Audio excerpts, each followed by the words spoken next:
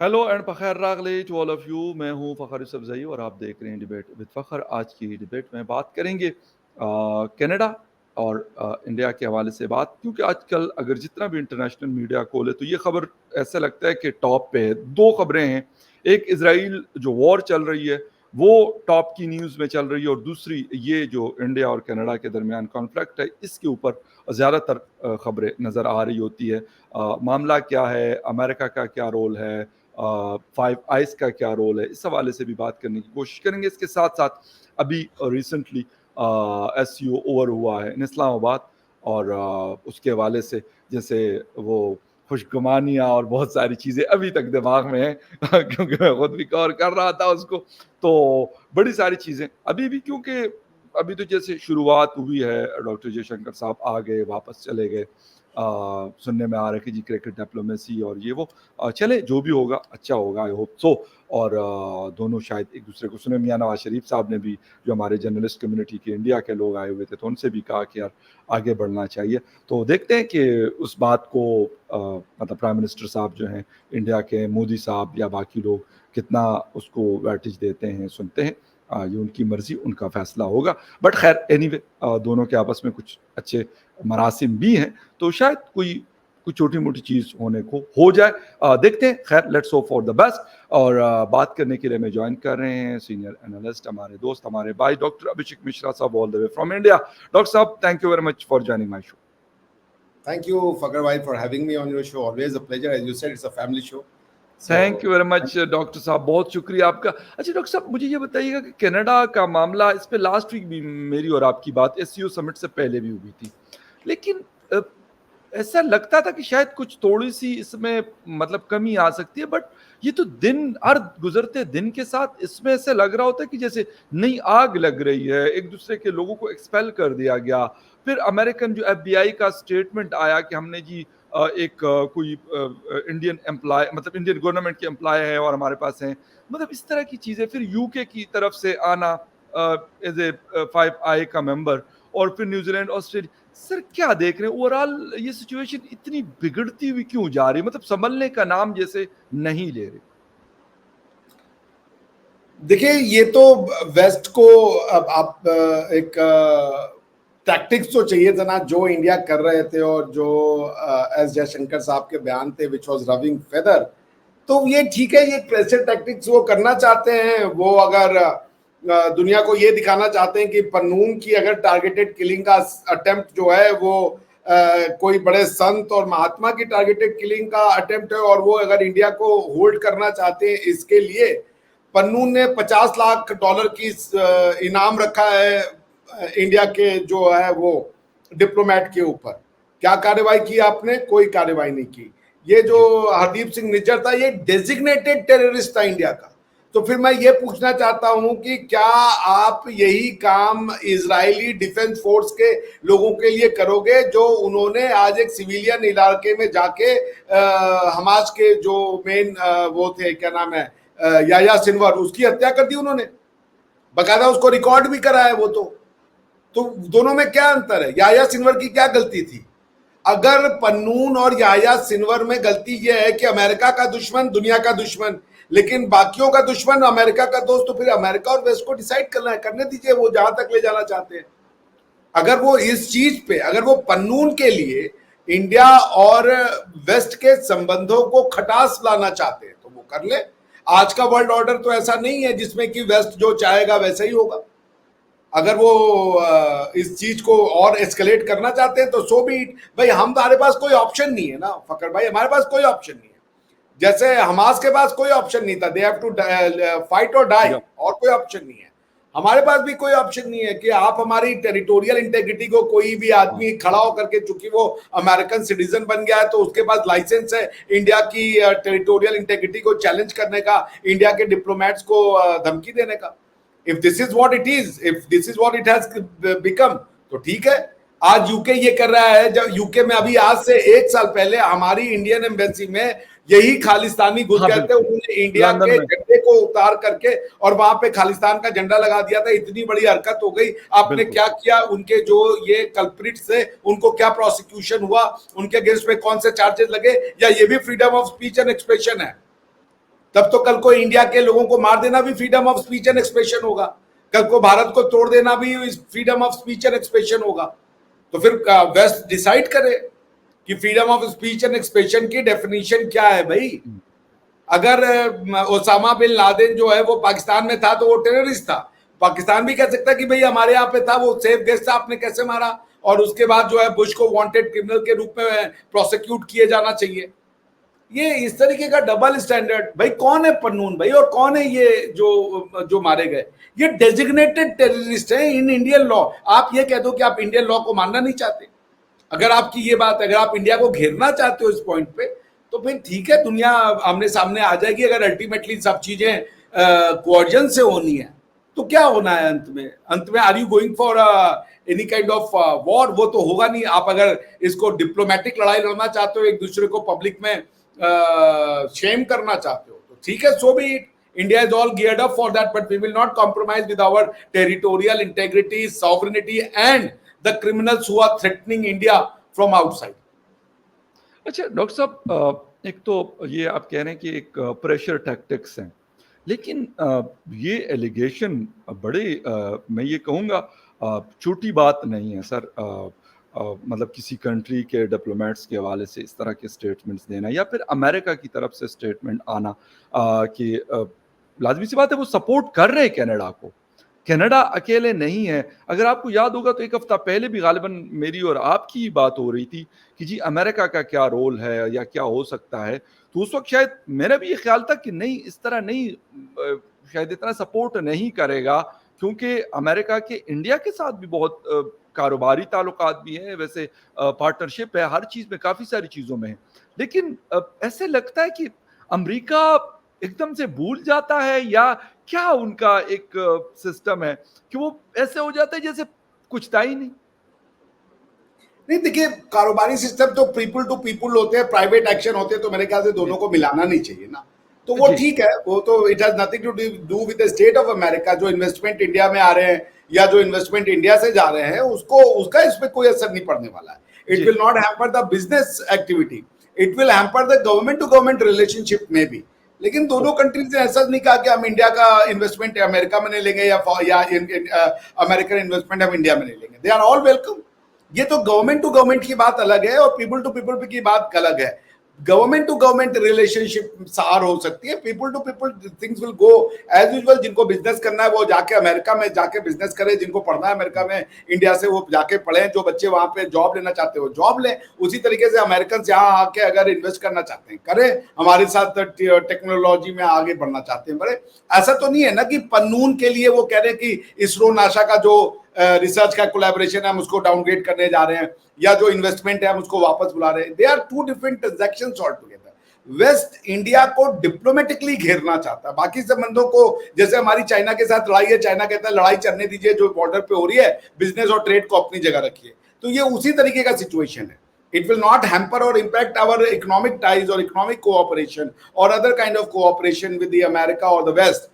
Nevertheless, बात यह है कि गवर्नमेंटल जो एक रिलेशनशिप है वो तो सार होगी ना। अगर आप हमारे दुश्मनों को पनाह देंगे तो फिर हम तो एक्शन लेंगे भाई, मुश्किल है हमारे लिए। अच्छा डॉक्टर साहब, एक चीज़ ये मुझे बताइएगा कि अक्सर हम देखते रहते हैं कि अमेरिका एक्शंस करता है और दुनिया भर में जहाँ पे उनको लगता है वो एक्शंस करते हैं, लेकिन ऐसा लगता है कि बाकी अगर कंट्रीज इस किस्म की कोई हरकत करते हैं तो उनके ऊपर बड़े जिसे कहते हैं कि जैसे टफ सिचुएशन का सामना करना पड़ता है। एक ये बात, इसका आंसर चाहूँगा आपसे। और दूसरी, आपने कहा कि गवर्नमेंट टू गवर्नमेंट मसला चल रहा है, बिल्कुल मानता हूँ मैं ये बात, लेकिन ओवरऑल चीज़ों पे इसके असरात या इम्पैक्ट नहीं पड़ेगा कि अगर अमेरिकन गवर्नमेंट या कैनेडियन गवर्नमेंट के इंडियन गवर्नमेंट के साथ जो रिलेशंस हैं अगर वो ख़राब होते हैं तो वो फिर बाकी चीज़ों के ऊपर उसका इम्पैक्ट नज़र आ रहा होता है?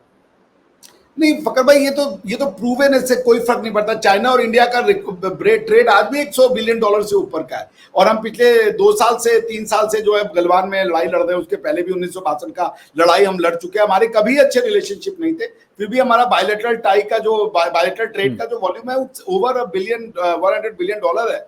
सो ऐसा मैं नहीं मानता इसको कि कोई फर्क पड़ेगा, क्योंकि देखिए बिजनेसमैन जो है वो अपनी अपॉर्चुनिटी के हिसाब से काम करेंगे। क्या अमेरिका इंडियन स्टूडेंट्स को एडमिशन नहीं देगा, क्या इंडियन स्टूडेंट्स को जॉब नहीं मिलेगी, तो फिर वो जो वहां पे टैलेंट जो डेफिसिट है वो कहाँ के लोगों को टैलेंट पूल प्रोवाइड करने का, एक्सपोर्ट करने का काम इंडिया करता है, और कौन सी कंट्री कर लेगी उस लेवल पे? क्या आप चाइनीज को देना चाहते हो तो देख लो। आप अगर चाइनीज की, आपके पास ऑप्शन है ना, आज इंडियन जो नंबर ऑफ स्टूडेंट जाते हैं आप उसको ड्रास्टिकली आधा घटा दो, इंडिया और चाइना के अलावा तो कोई ऐसा कंट्री है नहीं जो उतनी संख्या में और उस कैलिबर का टैलेंट पूल अमेरिका को प्रोवाइड कर सके। तो it's also give and take relationship America के लिए, अमेरिका को। जी अच्छा, अब सर एक तो खैर मैं कह रहा था कि अमेरिका अगर मतलब कहीं पे टारगेट करता है उस पर थोड़ा सा शॉर्ट सा कमेंट चाहूंगा, और दूसरा ये कि जिस तरीके से स्ट्रेटेजिक पार्टनरशिप्स होती हैं ज़्यादातर वो G2G चलती है दुनिया भर में, तो वो भी एज इट इज़ रहती हैं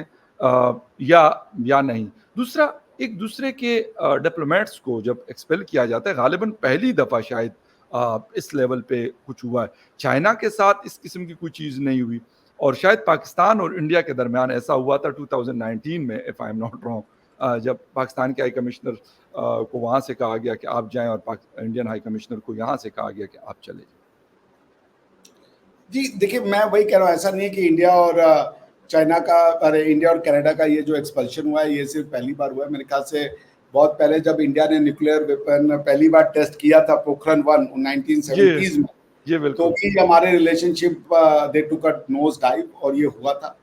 तो मैं देखिए इन चीजों को मैं स्ट्रेटेजिक, जो इसीलिए स्ट्रेटेजिक का मतलब ये होता है कि अगर कोई एक ट्रांजैक्शन में स्ट्रेन है तो बाकी जो है उससे अफेक्टेड नहीं होंगे। अच्छा, जो आपने कहा कि अमेरिका जो है वो खुलेआम टारगेट करता है, तो वो तो सच है ना भाई, वो सैंक्शन कर रहे हैं। वो आज किसी इंडियन कंपनी के ऊपर सैंक्शन लगा दिया, कभी चाइनीज कंपनी, आप कौन हो सैंक्शन लगाने वाले यार? आपकी पार्लियामेंट अमेरिकन पार्लियामेंट है या आपकी पार्लियामेंट वर्ल्ड पार्लियामेंट है? फिर यूएन को बंद कर दो भाई। अगर जैसे पाकिस्तान की पार्लियामेंट तो पाकिस्तान के लिए लॉ बनाएगी ना, सिंपल। या अफगानिस्तान इंडिया में तो नहीं कानून साजी कर सकती ना, तो फिर आपके पार्लियामेंट बना सकती। एग्जैक्टली, तो आपका कांग्रेस जो है वो उसके एग्जीक्यूटिव एक्शन साला दुनिया को कैसे अफेक्ट करेंगे? ये पहले आपके पास दादागिरी थी, अब आप कर थोड़े सकते हो इसको। इसको एग्जीक्यूट करना बड़ा मुश्किल है। आप इस तरीके के एक दो और थ्रेट मुश्किल से 5-6 साल और चलेंगे, कुछ नहीं हुआ। आखिर क्या हो गया भाई? अभी इंडियन कंपनीज को इन्होंने, जो शिपिंग कंपनीज है यूएई की, इंडियन और हांगकांग कंपनी को इन्होंने बैन किया। क्या बैन है? उसमें क्या था कि टैंकर ईरान से निकलते थे, उसको वो रिफ्रेश करके दूसरे टैंकर में डालते तो कहीं और बेच देते, तो ईरानियन ऑयल बिक रहा था मार्केट में इनडायरेक्टली, यही उनका वो है। और उसमें वो कह रहे कि इंडियन जो शिपिंग कंपनीज हैं, गब्बारो या क्या तो नाम है, वो उसमें इन्वॉल्व है। उन्होंने सिर्फ इंडियन को नहीं कहा, यूएई को भी कहा है और भी 10 लोगों को कहा। भाई पॉइंट ये कि आप लोगों को मजबूर कर रहे हो वो करने के लिए, स्मगलिंग, ये एक तरीके की स्मगलिंग है ये। बिल्कुल, एग्जैक्टली। तो भाई हमें ये नहीं समझ में आ रहा, ईरान से आपके प्रॉब्लम है भाई, हमारे नहीं है। तो ये तो वही बात हो गई कि आपका दुश्मन दुनिया का दुश्मन है। भाई ईरान के पाकिस्तान से संबंध नहीं खराब है, वो क्यों नहीं खरीदे पाकिस्तान? आप ये भी कहोगे कि हमें वर्ल्ड ऑर्डर चाहिए, यूनाइटेड नेशन चार्टर के बेस्ड, यूएन चार्टर का रिस्पेक्ट होना चाहिए। यूएन चार्टर के आर्टिकल 2 क्लॉज 2 का जो लॉ है वो ये कहता है कि there is a sovereign equality, छोटा या बड़ा देश होने से कोई फर्क नहीं पड़ता, सारे देश एक बराबर है। तो अगर सारे देश एक बराबर है और पाकिस्तान और या इंडिया जो है ईरान का ऑयल खरीदना चाहता है, आपको क्या मतलब है इससे? वो ईरान और इंडिया के बीच का मसला होना चाहिए, उनके बीच का बात होना चाहिए। अफगानिस्तान खरीदना चाहता है, चाइना खरीदना चाहता है, तो वो खरीदे उनसे। आज रशिया से ऑयल इंडिया और चाइना ही खरीद रहा है। छोटी छोटी कंट्रियों की हिम्मत नहीं पड़ती, वो डर जाते हैं। लेकिन इंडिया और चाइना खड़े हो गए, उन्होंने कहा भाई हम खरीदेंगे, अब आपको जो करना है कर लो, साले को क्या करेंगे हम अपने लोगों को? हम यहाँ पे अपना इन्फ्लेशन 130% तो नहीं करवा सकते ना। हम यहाँ पे अपने आप पेट्रोल जो है 500 रुपए लीटर तो नहीं बिकवा सकते, हमारी मजबूरी है। वेनेजुएला का ऑयल आप आने नहीं देते, ईरान का ऑयल आप आने नहीं देते। सऊदी अरेबिया ने भी अब इसका फायदा उठा करके प्राइसेस को मैनिपुलेट किया, उन्होंने भी प्राइसेस एक सर्टेन हाइट पे लेके गए। भाई अमेरिका के पास दुनिया का सबसे बड़ा ऑयल रिजर्व है, वो अपना तो यूज नहीं करते, वो दुनिया से कहते हैं, और अपने यूज का 20% ही खाली अपने वाले ऑयल रिजर्व से निकालते हैं। हमारे पास वो फैसिलिटी नहीं है। तो भाई ईरान से आपकी दुश्मनी, हमारी नहीं है, हमें खरीदने दो। वेनेजुएला से आपकी दुश्मनी है, हमें और आपको पता भी नहीं साला वेनेजुएला का प्रॉब्लम क्या है, तब भी हम उनसे ऑयल नहीं खरीद सकते। ठीक है ना? तो आप ये जो दुनिया में जो दुकानों पे आप चाबी लगाते हो कि हम दुनिया के वो किस कैपेसिटी में, हमें पता नहीं। यूएन से करो ना ये काम, आप यूएन से लिखवा लो कि भाई आप इनका ऑयल मत खरीदो, हम सैंक्शन लगा रहे। भाई सिक्योरिटी काउंसिल को करने दो ना ये काम, सिक्योरिटी काउंसिल सैंक्शन लगा देगी कि ऑयल क्यों खरीद लो, पर आप वो कर नहीं सकते। क्योंकि दुनिया सिर्फ आपके हिसाब से नहीं चलेगी। तो धीरे धीरे ये वीनिंग फोर्स है, थोड़ा दिन और करेंगे उसके बाद ये खत्म हो जाएंगे। उसी तरीके से अमेरिकन जो दुश्मन है वो घर में घुस के मारते हैं। ओसामा बिन लादेन को घर में घुस के मारा, याहिया सिनवर को उनके घर में याहिया सिनवर कोई आदमी नहीं है भाई, 2 दिन पहले मारा, 2 दिन पहले घुस के मारा। Is not a small fry by the way भाई, इज अ बिग। इस्माइल हानिया क्या मामूली आदमी था? इस्माइल हानिया क्या मामूली आदमी था, बिल्कुल सही है भाई। सोचिए क्या मामूली आदमी था, रेवोल्यूशनरी गार्ड का बड़ा एक टॉप गन्स में हुआ करता था उसका नाम। भाई बिल्कुल, मैं बिल्कुल सहमत हूँ भाई। वो अगर ईरानियन प्रेसिडेंट का मेन गेस्ट है फॉर स्वेरिंग इन, तो छोटा मोटा आदमी तो नहीं था, छोटा मोटा, क्योंकि हमको और आपको तो नहीं बुलाया जाएगा ईरान के प्रेसिडेंट के स्वेरिंग इन ओथ में। वो भी सबको पता है कि लोगों की नजरें लगी है कौन किसको उड़ा दे। वो तो बहुत हाई वैल्यू लोगों को बुलाएंगे। तो आप उससे समझ लीजिए, आप उनको घुस के मार रहे हो, क्यों मार रहे हो भाई? इन लोगों को क्यों मार रहे हो ये तो बता दो ना। क्योंकि आपको डर है कि इजराइल की सिक्योरिटी को खतरा है। ये लोग ये उनका परसेप्शन है ना, हमारा आपका परसेप्शन हो ना हो ये हम तो जानेंगे ना। मगर आपने याहिया सिनवर को या आपने इस्माइल हानिया को क्यों मारा? इसलिए क्योंकि आपको लगता है कि इजराइल की कंट्री के लिए एज वेल एज यहूदियों के लिए ये लोग खतरा है। उसी तरीके से हमें भी लगता है कि पन्नून हमारी कंट्री के लिए और हमारे लोगों के लिए खतरा है। उसी तरीके से हमें लगता है कि निज्जर खतरा है। लेकिन यही है कि आप जो करो तो बढ़िया है। लेकिन डॉक्टर साहब, ये वाली बात क्या हिंदुस्तान समझा सकता है अमेरिका को? नॉर्मली वो इस बात को तो नहीं वो कहते हैं ना, उनका तो यही मतलब माइंडसेट है कि भाई जो हम कहते हैं या जो हम करते हैं वही ठीक होता है। जो दूसरा अगर कोई कर ले, रशिया करेगा गलत है, चीन करेगा गलत है, हिंदुस्तान करेगा गलत है, पाकिस्तान करेगा या कोई और ऐसा कंट्री जिस तरह ईरान की आपने एग्जाम्पल दी वो करेगा तो वो गलत होता है। तो कोई मतलब बता सकता है कि भाई आप जिस तरीके से वो डॉक्टर शंकर साहब ने लास्ट ईयर यूरोप में इनको कहा था कि भाई आपका मसला सबका मसला और हमारा मसला अपना मसला, तो इस तरह की कोई बात हो सकती है? नहीं देखिए, एक पर्टिकुलर हल्के में हो सकती है, मगर जो उनका डीप स्टेट है, जो एस्टैब्लिशमेंट है, वो तो पावर एक्सरसाइज करता है, विल्ड करता है। बांग्लादेश में गवर्नमेंट बदल दी उन्होंने दिखा दिया। अब आप समझे, ये छोटी मोटी गवर्नमेंट की बात है ये। इमरान खान साहब का भी अगर हम एलिगेशन सच मारे तो आपके अभी जो गवर्नमेंट गई तो उन्हीं की रिजीम चेंज वो कहते रहते हैं, अभी भी कह रहे हैं रिजीम चेंज। तो अगर हम बात मान ले तो हमारे जो इंडियन सब कॉन्टिनेंट में 2-2 गवर्नमेंट तो उन्होंने पलटी है 1 साल के अंदर में। इमरान खान साहब आज भी सबसे पॉपुलर लीडर है, ये बात आज वो डेमोक्रेसी के चैंपियन बनते हैं। लेकिन पाकिस्तान का अनडाउटेडली जो सबसे पॉपुलर आदमी है, पॉलिटिकल मैंडेट है जिनके पास, वो इमरान खान है। स्वीट पावर है उसके पास भाई। लोग आ रहे हैं उनके, देखिए हमारे आपके कहने पे एक आदमी अपने घर से नहीं निकलेगा, सवाल ही नहीं पैदा होता। लेकिन उनके कहने पे अगर लोग आ रहे हैं सड़कों पे, इसका मतलब है कि वो पावर बुलाई हुई नहीं है, पैसे दिए हुए नहीं है, ये वहां पे नूडल खाने नहीं आए लोग। बिल्कुल, ये ओरिजिनली आए हैं जो इमरान खान से वो लगते हैं। इमरान खान मुझे पसंद हो या नहीं हो ये इमेटेरियल बात है, मगर वो पाकिस्तान में इमरान खान हीरो है, ये बात सच है। उसकी पॉलिटिकल मैंडेट है, ये बात सच है। तो भाई उसी तरीके से आपको अगर इमरान खान से प्रॉब्लम थी और आप डेमोक्रेसी के सही चैंपियन थे, तो आपको तो पाकिस्तान में कहना चाहिए था कि भाई ये जो आपने पॉलिटिकल पार्टी बैन कर दी, इमरान खान को जेल में डाल दिया, आपने यूज किया एक जुडिशियल सिस्टम का to do something which was illegal, तो आपने क्यों नहीं पाकिस्तान के ऊपर सैंक्शन लगाए? क्योंकि आप चाहते थे कि इमरान खान चला जाए, at least from the face of it तो यही लगता है ना। वरना तो आप डेमोक्रेसी के लिए खड़े हो जाते, आप सैंक्शन लगाते कि फ्री एंड फेयर इलेक्शन लगाओ। पाकिस्तानियों को भी पता है कि ये फ्री एंड फेयर इलेक्शन नहीं है, पाकिस्तानियों को भी पता है कि उनके वोट की चोरी हुई है, और आपको नहीं पता है। आप ही फर्मा बरदार बने हुए डेमोक्रेसी, और डेमोक्रेसी आपके हिसाब की चले। तो देखिए ये तो डबल स्टैंडर्ड है ना फकर भाई। और ये कि अमेरिका अगर इसको यूज करना चाहता है इंडिया के अगेंस्ट में तो कर ले। हमको आपको तो अब हम खुश तो करके नहीं रख सकते कि आप हमारे दुश्मनों को रखें, वो हमें अमेरिका से और कनाडा से बैठ के ऑपरेट करें हमारे यहाँ पे, और हम लोग कुछ नहीं करते। और उसके बाद गवर्नमेंट ऑफ इंडिया ने कहा कि हमने कितने एक्स्ट्राडिशन के आप चलो आप नहीं करो, हमें भेज दो। क्या एक बात बताइए, कोई अगर वेस्ट का सिटीजन है तो वो आपके यहाँ आके क्राइम नहीं कर सकता? कोई यूएस का सिटीजन आके पाकिस्तान में किसी की हत्या करके चले जाए तो क्या आप उसको नहीं मांगेंगे? या यूएस का सिटीजन होना मतलब वो क्राइम कर ही नहीं सकता? Is it the definition? Yes. तो एक्स्ट्राडाइट ही कर दो ना अपन उनको, सिटीजन हो गया तो क्या हो गया, कौन सी बड़ी चीज है भाई? Absolutely. अगर आपका सिटीजन, मान लीजिए आज अमेरिका का कोई सिटीजन आके भारत में किसी का हत्या करके चला जाता है और हम उसका एक्स्ट्राडिशन मांगते तो नहीं दोगे? अभी तो आप दे रहे हो तहफुज राणा या क्या नाम है, और वो डेविड हेडली को, उनकी बात हुई कि वो लोग भेजेंगे इनको। तो फिर तहफुर राणा जो है, तहफुर राणा या जो भी है, जो पाकिस्तानी कनाडा वाला है, और जी डेविड जी हेडली, उसको कैसे एक्स्ट्राडाइट कर रहे हो भाई?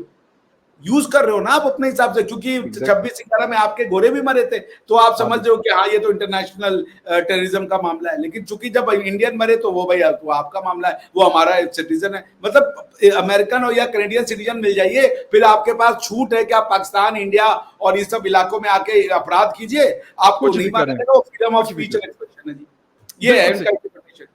कि उनका अच्छा ये खाली एक ही ये लास्ट बात, एक ही जी उनका डिफेंस है कि वो हमारा सिटीजन है, वो मानने को तैयार नहीं है कि वो सिटीजन क्रिमिनल है। क्रिमिनल है, that's a very valid point. और डॉक्टर साहब थोड़ा सा आते हैं, एससीओ तो खैर हो चुका है, अब नेक्स्ट ईयर रशिया में होगा, लेकिन एक फोरम है जिसमें रशिया, चीन और इंडिया और प्लस पाकिस्तान या सेंट्रल एशियन कंट्रीज, क्योंकि एक साथ साथ करीब करीब ये लोग रहते हैं। तीन कंट्रीज की बहुत बड़ी इकोनॉमी है, बड़ी मजबूत स्ट्रांग इकोनॉमी है, इंडिया की भी और चाइना की भी, और रशिया को भी देख लें तो ठीक है, काफी बेहतर है। मुझे ये बताइएगा कि ऐसी कोई चीज हो सकती है कि मतलब ऐसे फोरम्स को मतलब इस्तेमाल की, जिस तरह वो आपके ऊपर या हमारे ऊपर प्रेशर्स डालते हैं, प्रेशराइज करते हैं ना, डायरेक्टली तो आके ना आपका गिरबान पकड़ सकते हैं ना हमारा पकड़ सकते हैं, लेकिन कहीं ना कहीं से हमें वो करते हैं, ट्रस्ट करते हैं। तो इस तरह की कोई चीज भी हो सकती है ऐसे फोरम में कि रशिया, पाकिस्तान, इंडिया और चीन मतलब जैसे आपस में मसले मसाइल हैं उसको थोड़ा सा बेहतर कर ले और कहें कि हाँ ठीक है, कारोबार भी हम आपस में कर सकते हैं और टेक्नोलॉजिकल चीजें भी इंडिया की मार्केट से हम फायदा उठा सकते हैं, एजुकेटेड लोग हैं, स्किल्ड लोग हैं। इस तरह चीन के पास ऐसी मार्केट है, रशिया डिफेंस के हवाले से दुनिया का माना हुआ मुल्क है। तो मतलब बहुत सारी चीजें ऐसी पॉसिबल है, सेंट्रल एशिया में नेचुरल रिसोर्सेज है। बिल्कुल आपने सही बात की। और देखिए ये होना ही है, क्योंकि जो इकोनॉमिक ग्रोथ है उसको आप ये कॉन्स्पिरेसी रच के आप किसी देश को 5 महीना 6 महीना परेशान कर सकते हो, बट अल्टीमेटली जो ग्रोथ होनी है, जो एक नेचुरल एक्टिविटी है, वो कॉन्स्पिरेसीज के ऊपर हमेशा वो भारी पड़ जाती है, ठीक है ना। तो अगर कॉन्स्पिरेसी से दुनिया चलती और सबका रिजीम चेंज करके दुनिया चल जाता, तो फिर आज दुनिया में वो हो रहा होता जो अमेरिका चाह रहा होता। ऐसा होता नहीं है। India is poised to become top 3 economy of the world, और उसके बाद टॉप 3 इकोनॉमी में रशिया और सॉरी इंडिया और चाइना मिलकर के अकेले जो है वो 50% ऑफ द वर्ल्ड जीडीपी को ग्रो कर रहे होंगे। आज इंडिया और चाइना के रिलेशनशिप खराब है, पर यह जरूरी नहीं है कि कल को भी खराब हो, बिकॉज जैसे जैसे चाइनीज भी समझेंगे इन चीज को, जैसे जैसे इंडिया का स्टेचर बढ़ेगा, चाइनीज के देखने का तरीका अलग होगा। तो बिल्कुल बिल्कुल एक सही बात। ऑल्टरनेटिव ग्लोबल ऑर्डर हो सकता है, और जब ऑल्टरनेटिव ग्लोबल ऑर्डर हो जहां 50% ऑफ द वर्ल्ड जीडीपी है, और जहाँ पे दुनिया का मेन हब सेंटर है, ट्रेड है, और ह्यूमन रिसोर्स है, स्पेस है, सब कुछ है। जो हमारा कॉन्टिनेंट है वो बड़ा ही नेचुरली भी रिच है, जैसे आपने बताया सेंट्रल एशिया के पास किसी भी तरीके के नेचुरल रिसोर्सेज की कमी नहीं है, स्पेशली एनर्जी के सेक्टर में अगर बातचीत या की जाए। तो बिल्कुल एक बड़ा फॉर्मिडेबल वो है। चाइना और इंडिया के डिफरेंसेस हैं, वो उनको देखना पड़ेगा, और I think differences economic integrity जैसे होती ना, या पैसे से डिफरेंसेस बदल जाते हैं, देखने का तरीका बदल जाता है फकर भाई। बिल्कुल सही है। और मतलब हम एक होप रखते हैं जिस तरीके से डॉक्टर जयशंकर साहब पाकिस्तान आए हैं तो उससे कम से कम इतनी होप, वैसे डॉक्टर साहब ने मेरे शो में कहा था कि बेशक बायलैटरल वो उनका विजिट नहीं है, ट्राईलैटरल बल्कि मल्टीलैटरल मैं कहूँगा, 10 मेंबर ममालिक थे, लास्ट वीक मेरे शो में इन्होंने एससीओ से पहले बोला था। लेकिन कहते कि फिर जब एक साथ बैठते तो कोई ना कोई बात तो लाजमी होती, और वही हुआ। ये बात सच बिल्कुल हकीकत है कि बात हुई। मैं ये नहीं कहता कि कोई बस सारे मसले हल हो गए और बस अगले दिन से जी सब कुछ नॉर्मल हो गया, नहीं। हो सकते बहुत सारा टाइम लगे, लेकिन एक इंटेंशन नजर आई, एक जिसे कहते हैं होप नजर आई दोनों तरफ से। इसहाक डार साहब भी अपनी कोशिश जो कर सकते थे, और गालिबन गालिबन मैं क्योंकि एक चीज छोटी सी कहूंगा कि एस्टेब्लिशमेंट के किसी बंदे से मेरी बातचीत नहीं है, बल्कि उसके अलावा भी किसी लोगों से नहीं है, लेकिन कुछ थोड़ा सा वहां से भी लग रहा है कि उनको भी पता लग गया कि यार बहुत हो गया, अब मजीद ये वाली चीज शायद अब लोग मानते नहीं, क्योंकि लोग भी बार बार कहते हैं कि इंडिया के साथ हमारी क्या दुश्मनी चल रही है, क्या मसला हमारा उनके साथ। ये बात अब आम से आम आदमी को कहते हुए हम लोग सुनते हैं, तो मेरे ख्याल वो भी शायद थोड़ा सा लगता है कि यहाँ से उन्होंने भी सोचना शुरू किया हुआ है कि यार बहुत हो गया। और डॉक्टर जयशंकर साहब का आना वैसे ही मतलब बजाते खुद एक बहुत बड़ी चीज थी। ऐसा नहीं था कि उसको नॉर्मल तरीके से लिया, बिल्कुल एक जैसे कहते हैं कि बाकी प्राइम मिनिस्टर्स आए थे दुनिया के, मैंने वहां से जब मैं रिपोर्ट कर रहा था तो मैंने उसमें भी ये बात बोली थी कि प्राइम मिनिस्टर्स आए थे, बाकी दुनिया भी आई थी, लेकिन जो इम्पोर्टेंस डॉक्टर जयशंकर साहब की थी वो शायद किसी और की नहीं थी। और ये पता आपको है कि इसकी वजूहत क्या होती हैं।